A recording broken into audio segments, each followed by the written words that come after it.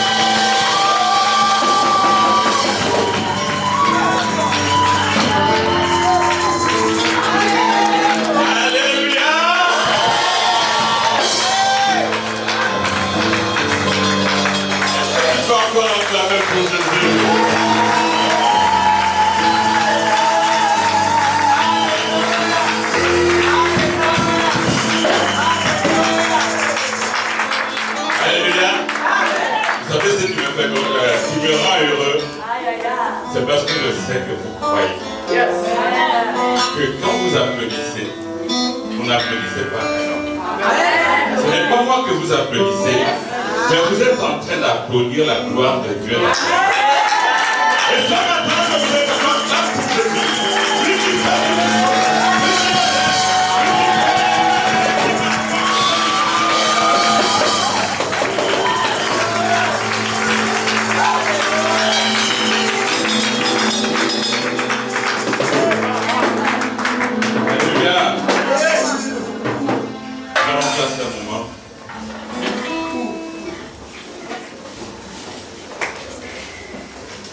Ce matin, vous avez remarqué que le couple pastoral, voilà, ils ont pris quelques temps pour aller chercher la trace de Dieu. Alléluia. Dans la vie de tout homme, à un moment donné, comme Moïse, il faut aller à la montagne, traiter directement avec lui-même qui a donné la vision. Alléluia. C'est pour ça que ce matin, je voudrais saluer celui qui est là pour la première fois. Vous êtes la bienvenue à ce ministère Réma Ephata et recevez les salutations du révérend pasteur, enfin le couple pastoral Ghislain et Muriel Mélanie. Alléluia. Amen. Je voudrais simplement vous rappeler également que le pasteur Mélanie adresse,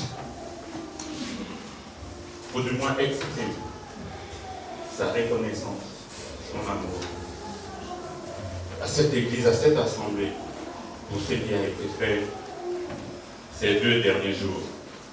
Je veux dire la participation massive au mariage du couple Alléluia, ici présent. Alléluia. Alléluia. Nous avons vu la mobilisation de toute l'église, les chants, les anciens, les diacres, jusqu'à hier tard dans la nuit. Alléluia. Et je crois que c'est une chose qui a marqué une fois de plus notre révérend. Et pour cela, pour l'église, on pouvait acclamer. Nous pouvons acclamer pour l'église, s'il vous plaît.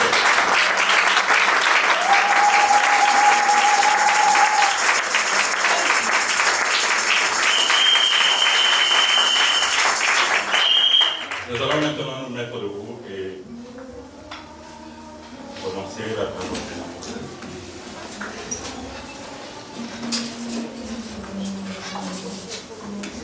Alléluia. Tout à l'heure, je bénis les chants. Lorsqu'il chantait, tu es Yahweh. Alléluia. Et là, assis sur cette chaise, je me disais, oh Dieu, que c'est merveilleux lorsqu'on connaît qui nous sert.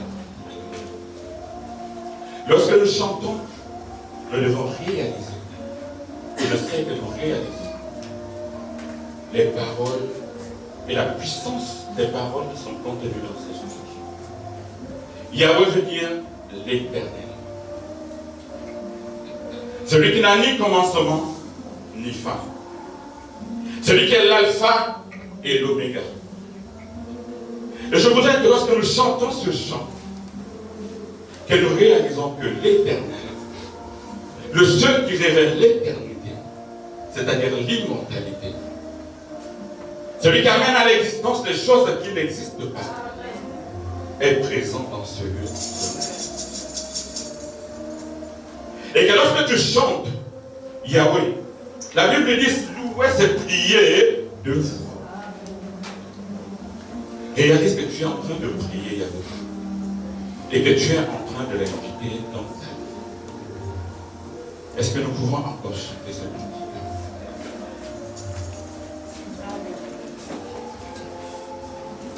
Parce que si tu réalises que Yahweh est là présentement, alors quelque chose va se produire dans cette vie. Quelque chose va se produire dans ta vie. Quelque chose de spécial va s'opérer ce matin au milieu de nous.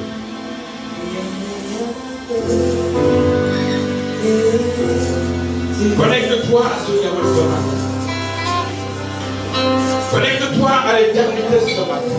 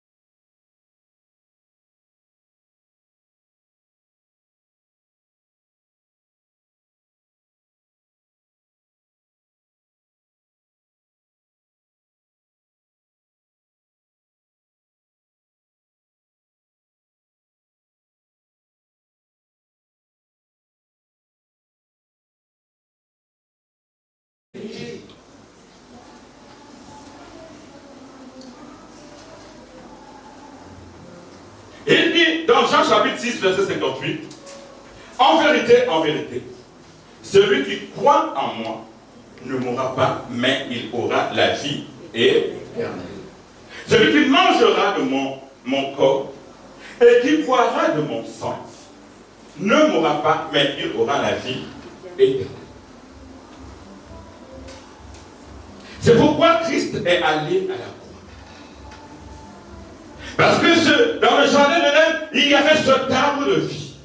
La chose la plus importante pour chacun de nous. Et lorsque Adam et Ève ont péché, alors cette éternité nous a été enlevée. Mais il fallait la restauration de cette éternité. Il fallait ramener chacun de nous à avoir le privilège de rentrer dans ce que Adam et Ève avaient perdu pour chacun de nous. Parce que sans ce texte, nous étions voués à la mort. Alléluia. C'est pourquoi il est venu. Il a allé à la croix. Et que par ce sacrifice, lorsque tu crois, tu obtiens également la vie éternelle. Alléluia. Amen. C'est que nous devons chercher premièrement, frères et sœurs, c'est l'éternité. Et l'éternité ne s'obtient que par l'obéissance à la parole de Dieu. Alléluia. Amen. L'éternité se trouve seulement en qui? En Jésus-Christ. C'est pour ça dans Jean 14, 6, il dit, je suis le chemin, la vérité et la vie. Nul ne vient au Père que par moi. Alléluia. C'est pourquoi il n'y a aucun autre chemin pour obtenir l'éternité si ce n'est en Jésus-Christ. Alléluia. Comment obtenir la vie éternelle? Comment obtenir cette chose qui est la plus précieuse pour chacun de nous? Alléluia. La première chose que nous devons avoir, c'est la foi. Alléluia. La première chose que nous devons avoir, c'est la foi. Amen. La Bible dit dans Hébreux 11, chapitre 6, nul ne peut plaire à Dieu s'il n'a la foi. Autrement dit, nul ne peut aller au ciel sans avoir la foi. Alléluia. Nul ne peut obtenir quoi que ce soit sans avoir la foi. La foi, c'est quoi? La foi, c'est ta capacité à laisser Dieu s'exprimer dans ta vie. Amen. La foi, c'est quoi? La foi, c'est laisser Dieu, la nature de Dieu, se refléter en toi en étant sur la terre. Alléluia. La foi, c'est ce qui te donne la capacité d'exprimer le Jésus qui est en toi. Ça veut dire que lorsque tu as la foi, on n'a pas besoin de poser la question de savoir est-ce que ce frère a la foi? Est-ce que cette sœur a la foi? Frère, lorsque tu as la foi en toi, l'éternité se matérialise en toi. Ça veut dire quoi? Ça veut dire que la vie qui était en Jésus se reflète sur ta vie. Autrement dit, lorsque tu marches, on doit voir Jésus en toi. Lorsque tu parles, on doit voir la vie de Jésus en toi. Lorsque tu pries, on doit voir le Jésus en toi. Ça veut dire qu'en toi, parce que la Bible dit, Jésus-Christ était l'émanation de la gloire de Dieu. Et lorsque Jésus, par la foi, vient en toi, alors lorsque tu marches, cette gloire doit se refléter dans ta vie. Amen. Alléluia. Amen. C'est pourquoi on a pu voir la gloire de Dieu dans un homme et une femme. Là où il y avait l'impossibilité, Dieu a amené la possibilité. Là où il y avait l'irréalisable, Dieu a amené le réalisable. Là où il y avait l'impensable, Dieu a amené ce qui est palpable. Hier, lorsque j'étais sur cette table avec ce frère, on était en train de dire, oh, il me disait, ancien Joël. Mais il reste de la nourriture. Ancien Joël, mais la boisson ne se vide pas. Et il me dit, regarde le gâteau. C'est comme si c'était un gâteau de 300 000. Frère, alors que nous préparons ce mariage, et que nous craignons qu'il y a certaines choses qui ne devaient pas avoir. Parce que lorsque la foi s'exprime, alors Dieu a amené à l'existence des choses qui n'existaient pas. Là où il y avait les possibilités, il a amené la possibilité. Parce qu'il est celui qui amène à l'existence les choses qui n'existent pas. Il y a eu l'abondance. Le vin a débordé. La nourriture a débordé. Et même toutes les erreurs ont été comblées. On ne pouvait même plus voir là où il y avait des erreurs. Et c'est ce que notre Dieu fait. Alléluia. Il est le Dieu de toutes possibilités. Ceci pour dire que frère, sœur, si tu as un problème ce matin qui te semble insurmontable, si tu as une guérison, que tu cherches, une maladie, quelque chose que tu aspires, selon la volonté de Dieu, sache que notre Dieu peut faire le pour toi. Alléluia. Il est le Dieu tout-puissant. Et ce Dieu, c'est celui que nous prions dans cette salle. S'il a pu faire pour lui, il peut le faire pour toi. C'est pourquoi c'est que tu cherches. Reçois cela au nom puissant de Jésus-Christ. Alléluia. Amen. La foi, lorsqu'elle s'exprime, c'est une folie pour le naturel. La foi est une folie pour le naturel. Et lorsque je méditais cela, j'ai dit, mais comment Seigneur? Et il pouvait me dire, quand j'ai créé l'homme, j'ai mis des limites. Des limites sur le plan physique, des limites sur le plan spirituel, des limites sur le plan émotionnel. Et lorsque toi tu rentres dans la foi, et que tu deviens chrétien, et lorsque la foi s'exprime, tu peux dire, cette chose arrive à l'existence. Et les humains, et les scientifiques ne comprendront rien. Parce que la Bible amène la confusion dans l'esprit humain. Lorsque la foi s'exprime, la limite s'exprime. La limite, la compréhension humaine s'arrête. Les scientifiques sont confondus. C'est pourquoi Jésus-Christ, quand il s'est présenté devant les pharisiens, il dit, celui qui mange mon corps et boit mon sang aura la vie éternelle.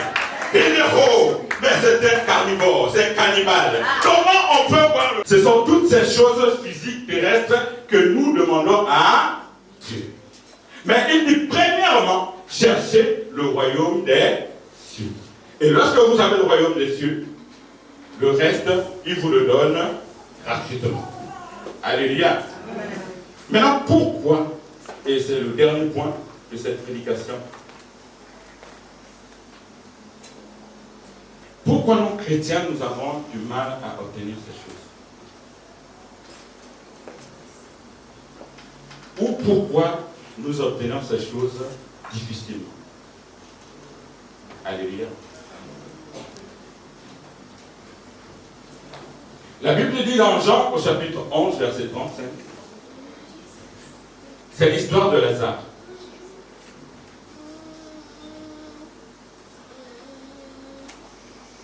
La Bible dit alors que Lazare était là dans le tombeau, et qu'on a dit à Jésus, ton ami Lazare est mort.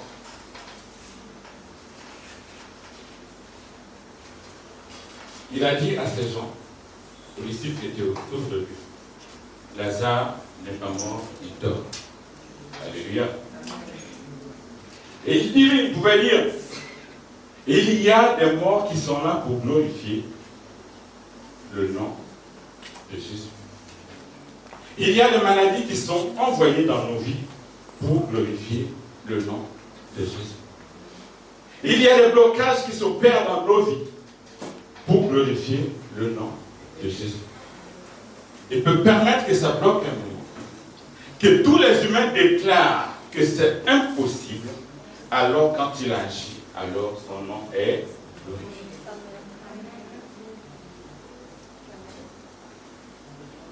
Mais ce qui m'a marqué Jésus, ce qui m'a marqué dans cette histoire, c'est que lorsque Jésus est arrivé devant le tombeau, il dit, où est Lazare? Et Marie, qui était là, la sœur de Lazare, pouvait lui dire, Seigneur, c'est trop tard. Lazare est mort. Ça fait 4 jours. Ça veut dire, humainement parlant, il y avait déjà les asticots sur le corps de Lazare. Parce qu'au bout de 3 jours, la putréfaction commence déjà à se développer. Les asticots sont là. La chair, le sang sont tombés. Tout est. Il n'y a plus de vie. Il n'y a plus rien à faire. Mais je te demande où est Lazare.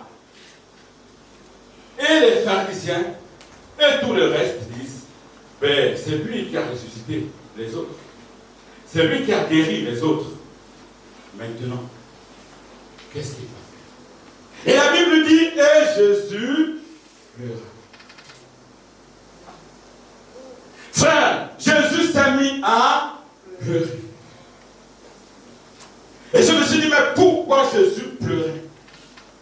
Il ne pleurait pas forcément pour Lazare. Parce qu'il savait qu'il était la résurrection et la vie. Amen. Il savait qu'il allait ressusciter Lazare.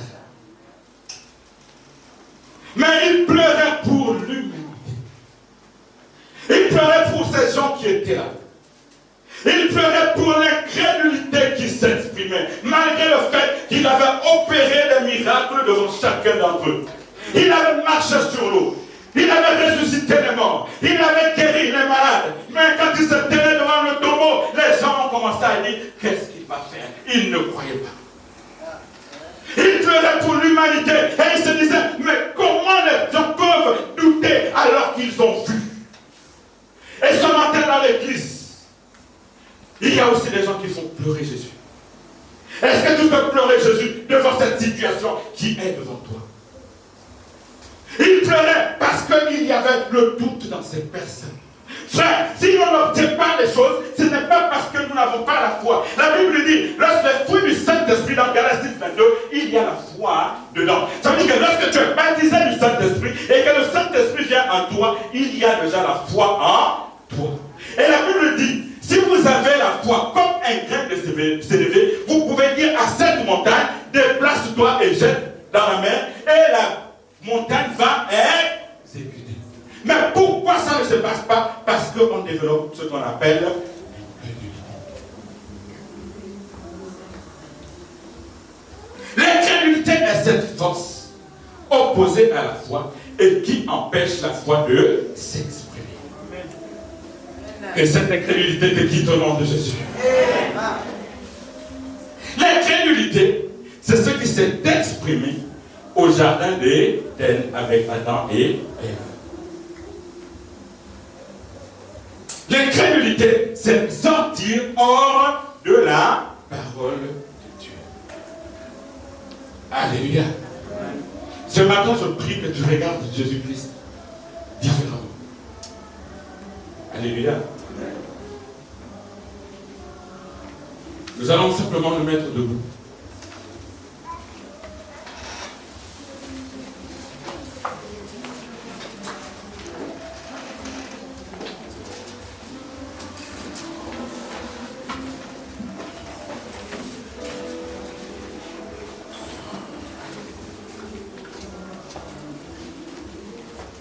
Ce matin, tu as écouté ce message.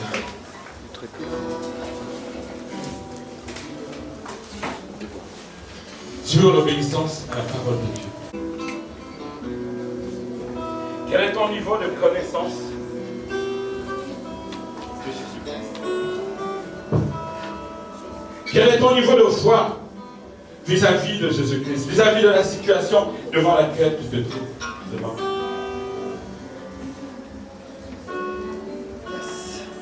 Si longtemps cette situation a perduré dans ta vie, si longtemps ces blocages se sont exprimés dans ta vie, si longtemps cette maladie est restée dans ta vie,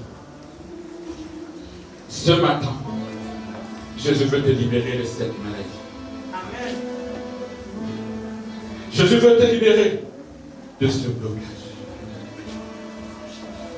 Jésus veut te libérer de cette difficulté. Il dit dans Jean 14, verset 12, tout ce que vous demandez à mon nom, croyez que vous l'avez reçu. En son nom, on guérit. En son nom, on obtient tout ce que l'on veut.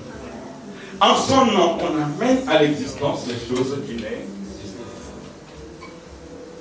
Cette chose qui n'existe pas dans ta vie. Et donc tu cherches depuis longtemps. Et qui est en accord avec la parole de Dieu. Il ne demande pas que tu sois, que tu aies 30 ans dans la vie. Il dit maintenant même, si tu décides d'obéir à la parole de Dieu, si tu te répands et que tu dises à Dieu, pardonne-moi parce que longtemps j'ai fait confiance aux médecins, j'ai fait confiance à l'homme. Maintenant, je veux exprimer ma foi vis-à-vis de toi. Que maintenant, agis et délivre-moi de cette difficulté. Maintenant, lève ta voix. Élève ta voix et prie. Demande à Dieu d'opérer le miracle maintenant.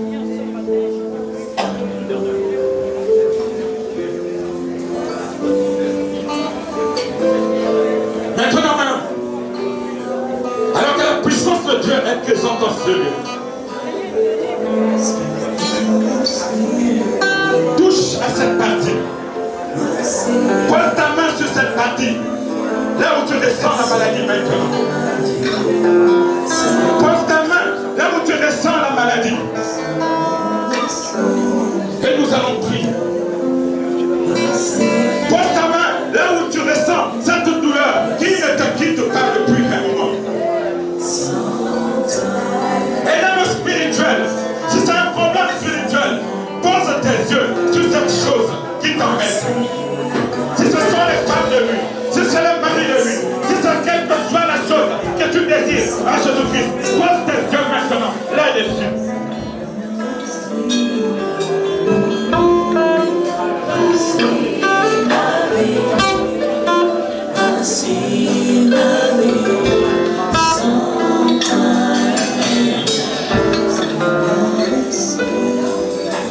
Maintenant, je vais prier. Éternel Dieu Tout-Puissant. Seigneur, je n'ai pas besoin de poser ma main sur quelqu'un ce matin. Parce que je ne suis qu'un.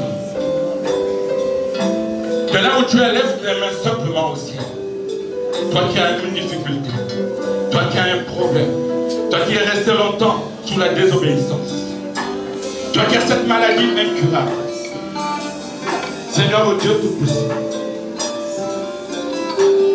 je ne suis qu'un homme. C'est pourquoi je ne vais pas faire cette personne, mais je crois, Seigneur, que toi, le Saint-Esprit, tu es présentement là. Seigneur, va m'avoir maintenant, Père. Toi, maladie incurable, je te donne au nom de Jésus de quitter cette personne. J'ordonne dans le nom puissant de Jésus que la guérison vienne à toi maintenant. J'ordonne dans le nom puissant de Jésus que cette chose qui n'existe pas, que Christ amène à l'existence, cette chose. Je prie maintenant que la vue qui était fermée, les yeux qui étaient fermés, s'ouvrent maintenant au nom puissant de Jésus. Je prie que les oreilles qui étaient fermées, tant physiquement que spirituellement, s'ouvrent maintenant au nom puissant de Jésus. Je prie qu'au nom de Jésus, d'incrédulité. Quitte ta vie maintenant au nom de Jésus. Seigneur, donne à tes enfants ce dont ils ont besoin, Père. À toi l'honneur et la majesté au nom puissant de Christ. Amen. Amen. Dieu vous bénisse.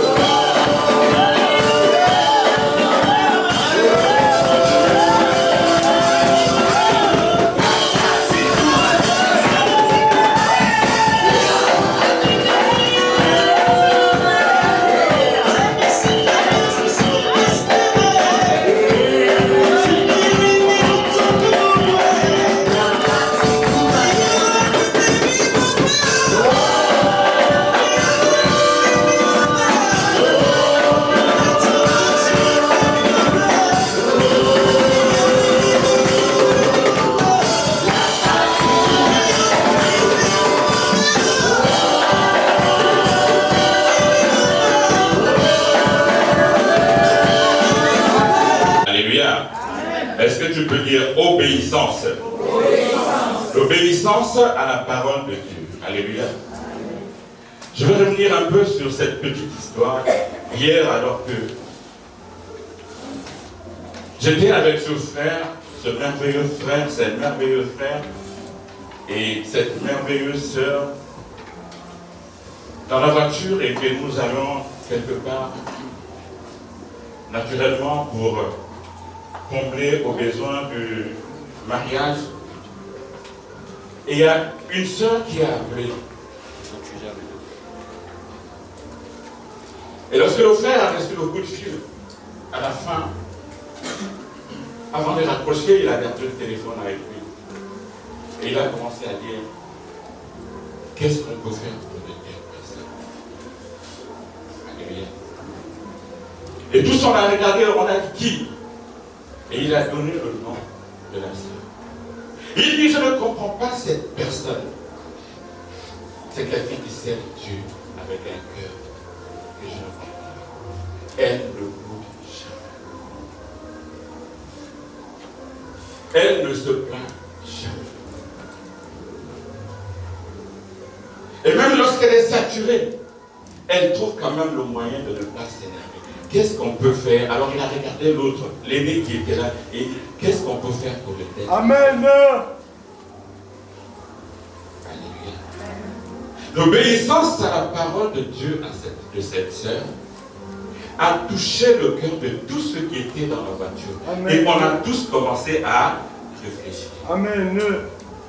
Et puis il y a un qui disait, est-ce qu'on peut voir le jour de son anniversaire? Et puis l'autre disait, non. Est-ce qu'on ne peut voir autre chose? Amen. Et au fur et à mesure qu'on posait les questions, on élevait la dimension de ce qu'on voulait offrir à cette personne. Et ce matin, lorsque je méditais sur l'obéissance à la parole de Dieu, Dieu m'a ramené cette histoire.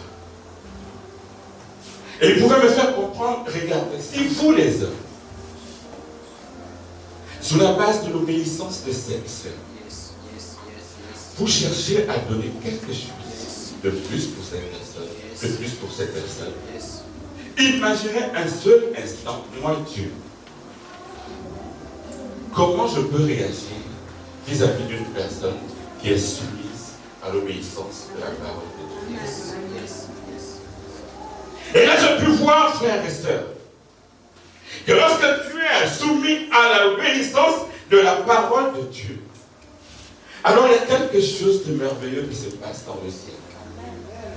Parce que nous, humains, nous opérons dans la seule dimension physique. Nous voulons offrir quelque chose de physique. Mais Dieu, lui, opère dans la double dimension. Il opère dans le physique. Il opère dans le spirituel. Ça veut dire que pour cette personne qui est soumise à la parole de Dieu, et puis j'ai pu voir que Dieu était en train de voir. Qu'est-ce que je peux donner à cette personne? D'abord dans le spirituel. Parce que lorsque nous posons des actes, lorsque notre obéissance à la parole de Dieu s'exprime, Dieu regarde et il dit, qu'est-ce que je veux faire pour mon frère ou soeur? Parce que lorsque nous posons des actes conditionnés par l'obéissance à la parole de Dieu, au ciel, nous avons une banque. Alléluia.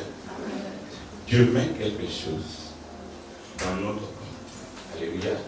Et il construit aussi, il y a des demeures dans la maison de mon Père.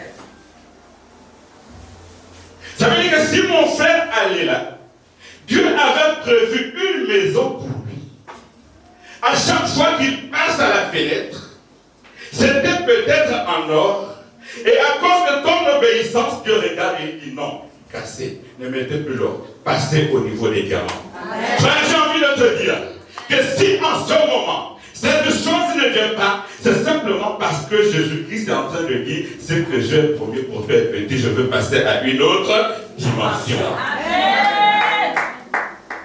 Alléluia. Amen. Jésus est en train de dire que mon frère pitié, parce qu'il dort à l'église, parce qu'il a fait ceci, parce qu'il est soumis à l'obéissance de Dieu, je dois lui donner quelque chose de plus grand.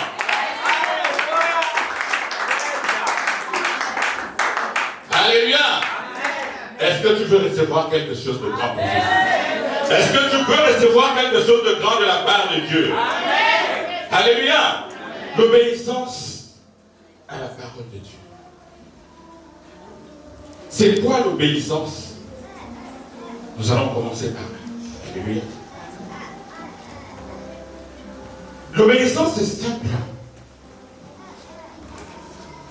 Se soumettre à Dieu. C'est laisser Dieu agir dans nos vies. C'est reconnaître nos faiblesses, nos limites. Et dire qu'il y a des choses que je ne peux pas obtenir. Il n'y a que lui seul qui peut les faire pour nous. L'obéissance, c'est lorsque même cette chose que tu cherches, et qu'on te dit, la parole de Dieu te dit, c'est pas pour toi, et que tu ne peux pas l'obtenir, tu te soumets et tu dis, Seigneur, comme Jésus-Christ, au jardin de Gethsémani, pas ma volonté, mais ta volonté. Alléluia. Et lorsque tu laisses la volonté de Dieu s'exprimer, alors il te surprend. Alléluia. La première chose, pourquoi nous devons obéir à Dieu? Pourquoi ce thème est-il important? Pourquoi Dieu a révélé ce thème à ses points? Pourquoi obéir à la parole de Dieu?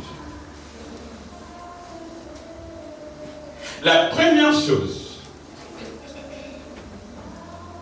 lorsque tu es soumis à la parole de Dieu, que Dieu veut te donner, c'est l'éternité. Alléluia. La première chose que Dieu veut te donner, c'est l'éternité. La Bible dit dans Genèse au chapitre 1, verset 26, et Dieu dit, Faisons l'homme à notre image et à notre ressemblance. Il parlait au Saint-Esprit lors de la création. Il dit, maintenant je vais créer l'homme à mon image et à ma ressemblance. Mais qui est Dieu? Comment est Dieu? Alléluia. La Bible dit dans le jardin d'Éden, il y avait deux arbres, la connaissance du bien et du mal et l'arbre de vie. Le dessein de Dieu pour chacun de nous, premièrement, c'est le salut.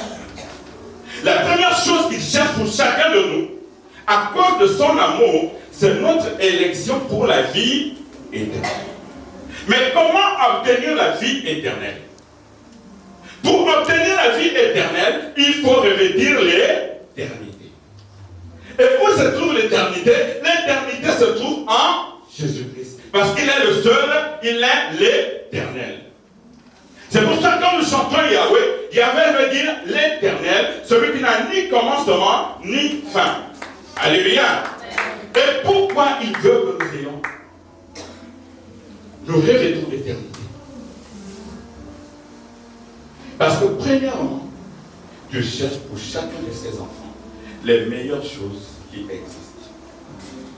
Et la meilleure chose qui existe pour un chrétien, ce ne sont pas les richesses, ce n'est pas le mariage, ce n'est pas les maisons, ce ne sont pas les richesses terrestres, mais la vie éternelle. Il veut nous amener là, où il n'y a pas de chagrin, où il n'y a pas de jalousie, où il n'y a pas de crainte, là où tout est pavé et d'or. Frère, il n'existe pas sur la terre, ni en aucun autre lieu, un seul lieu qui est le minimum, ou du moins le dixième de la beauté de ce qui est dans le royaume de Dieu. Je prie que ce matin tu reçoives cela au nom puissant de Dieu. Dieu veut d'abord la première chose, que nous recevons l'éternité, que notre